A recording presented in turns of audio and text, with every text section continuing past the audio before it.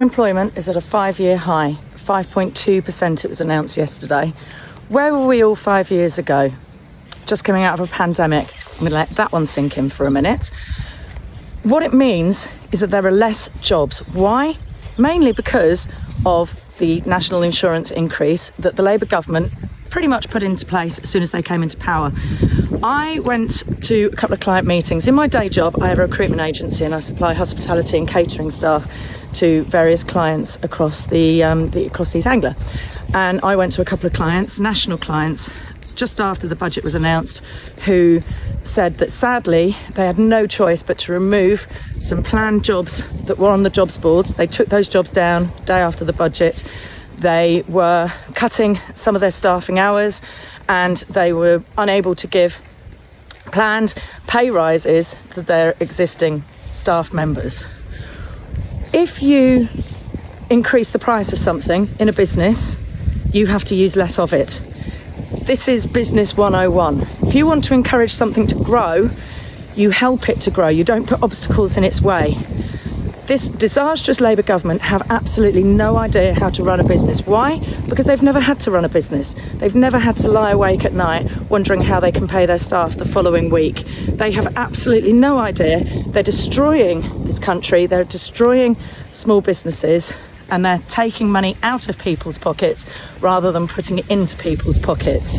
They keep talking about the pay rises that they're giving everybody, but they haven't raised the rate of tax that you pay, so they're giving with one hand and they're taking with the other. They are literally gaslighting everybody. Anyway, I'll leave that all with you, as always. So this morning, the unemployment figures are back out again for the last quarter, and it's gone up from 5.1% to 5.2%.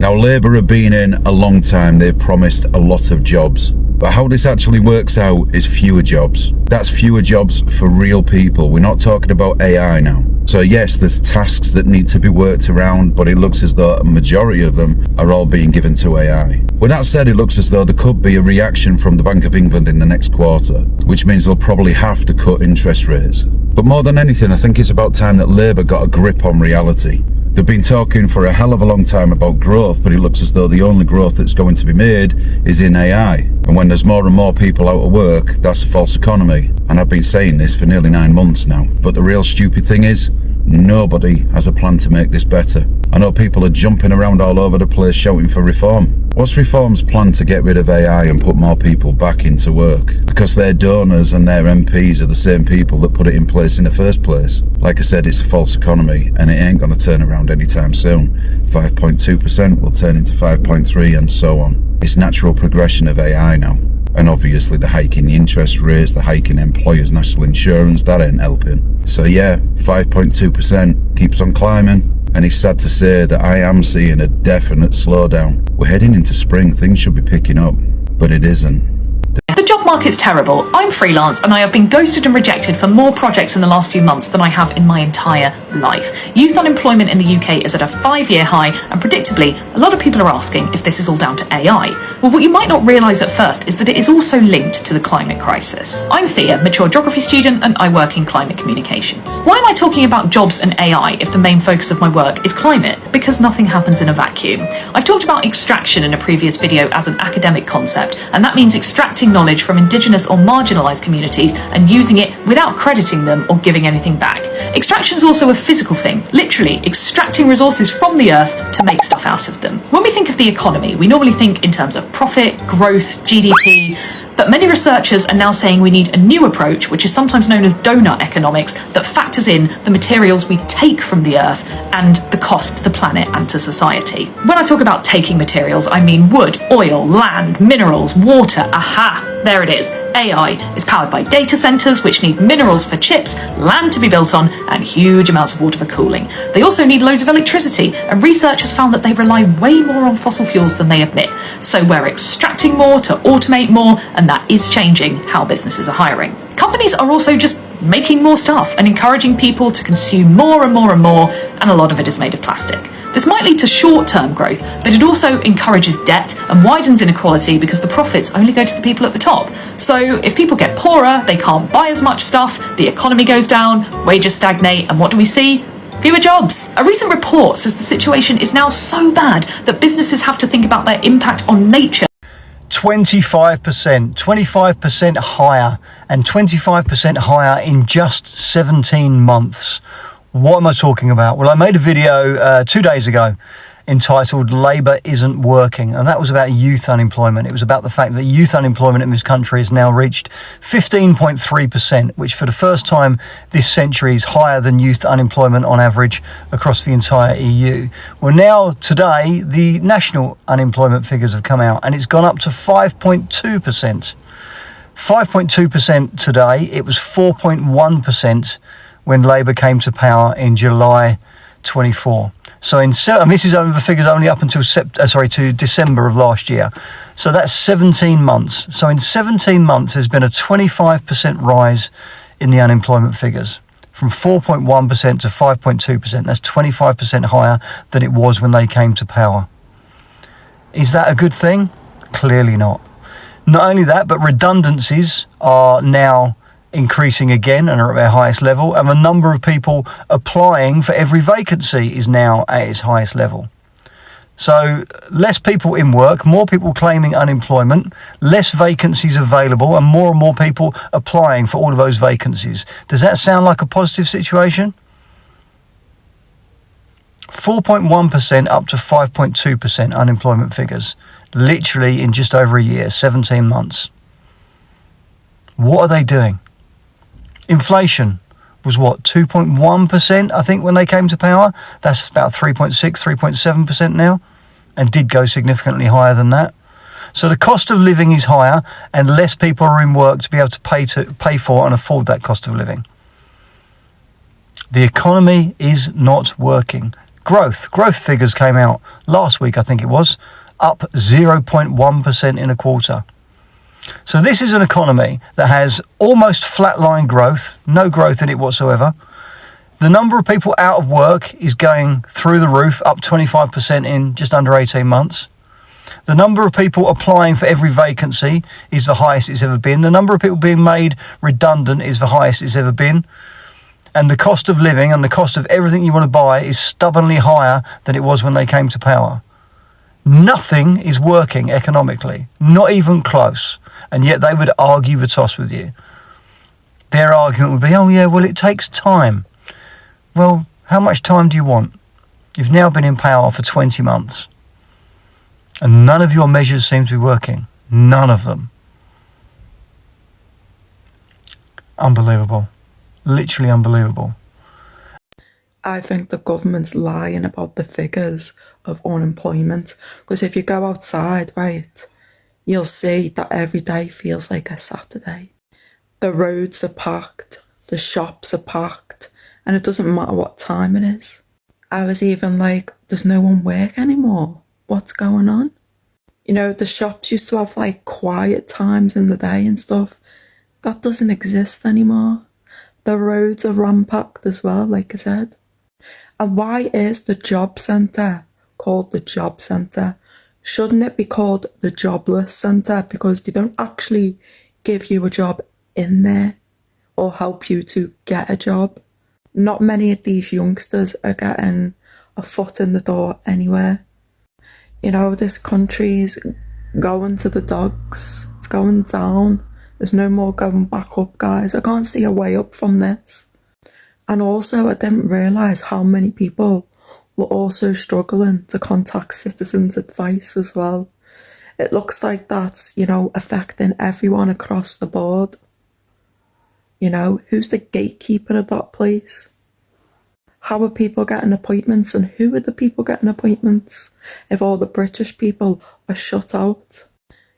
UK unemployment has reached its peak since pre-pandemic times, currently sitting at 5.1%. Now, bear in mind that when Labour first came into government in 2024, this unemployment rate was at 4.1%, so quite a sharp increase. But what are the reasons? Personally, I think economic uncertainty is the number one factor. We all know that there's been such slow growth in the UK since 2025, and slow growth means very weak investment. Weak investment means less money in the country, therefore less jobs around. Another really important factor in my opinion is higher interest rates, because higher interest rates means higher borrowing costs, and these higher costs ultimately result in freezing cuts and job losses. These higher borrowing costs, higher costs in general that we're seeing left, right and centre, actually particularly amongst the construction industry, is resulting in a lot of redundancies, a lot of job cuts. Now, ultimately, these higher costs are resulting in business closures. And of course, we're seeing so many businesses close all over the country for a variety of reasons. And if businesses are closing, they don't need the staff. And therefore, a lot of people have been made redundant. UK unemployment has just hit a 5-year high. It now stands at 5.2%, which is almost back at COVID levels. The weakest spot is young workers. Jobs for under 35s are down 240,000 since mid-2024.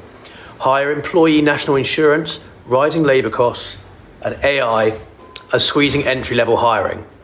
The Bank of England is expected to cut rates in March. But will that be enough, or has policy already done the damage? So I have 4 children, and currently 2 of them are not working. And I know my daughter is really fighting for it. So it is very, very difficult because they have their phones to pay for. They have to contribute for the mortgage or for the rent.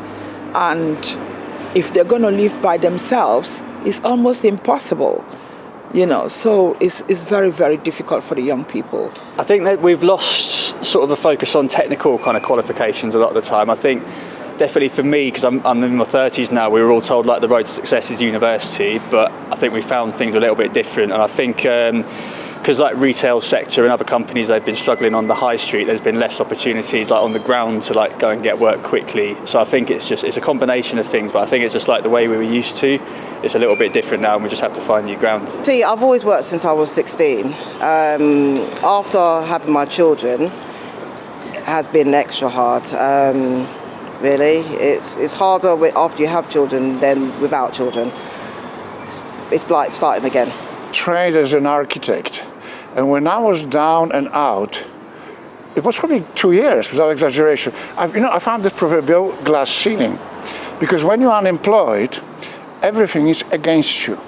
It is you who is guilty of being out of the job, nobody else. I wake up one morning, I had a eureka moment. I say, well, Andrew, forget you're an architect.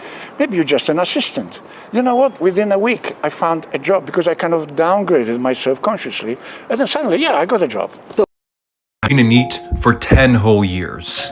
I have spent the entirety of my 20s, the prime of my youth, never having had a job for a single second. And people ask me, do you regret it?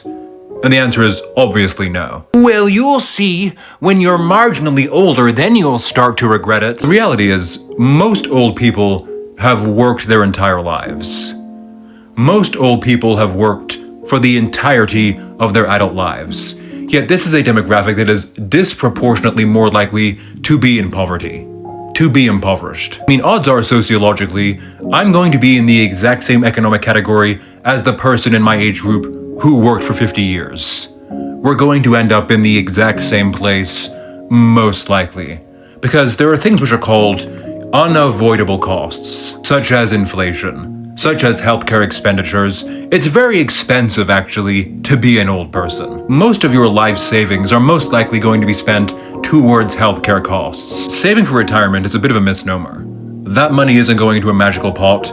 Your retirement savings are entirely reflective of the economic conditions of the day. So, what are you doing? Hi people, welcome back once again to Ijoma TV. So you have watched this video and you heard all they have been complaining in this video, saying that the unemployment in UK is increasing daily. The unemployment here is getting alarming. This is not child's play. How can someone survive if it is not working? How can someone earn a living? How can he pay bills? I am talking about bills. In some of these Western countries, you find out that even if you're working, if you're not earning well, you can't survive. You can't live a good life after paying bills. So this is so painful. And in fact, they said every day now is increasing unemployment. People are complaining. So UK citizens have cried out. What do you think that may be the cause and the solution to this? Because Feel free to share your thoughts, your opinion under the comment section, guys. Feel free, if you are new here, please don't forget to subscribe, turn notification bell, so each time we upload, you'll be the first to receive our notification. If you are a subscriber, thank you for tuning into our channel once again. Please feel free and share your opinion, share this video, guys, because this is not nice at all. How can they survive? I feel their pain. Honestly, it's not really, life is not easy. You see some of this Western country, you hear about life is not easy at all, but it's only God that is helping his children. So feel free to share your thoughts, your opinion, what could be the cause and what could be the solution to this. I will see you guys in my next video. Don't forget to share. Bye for now.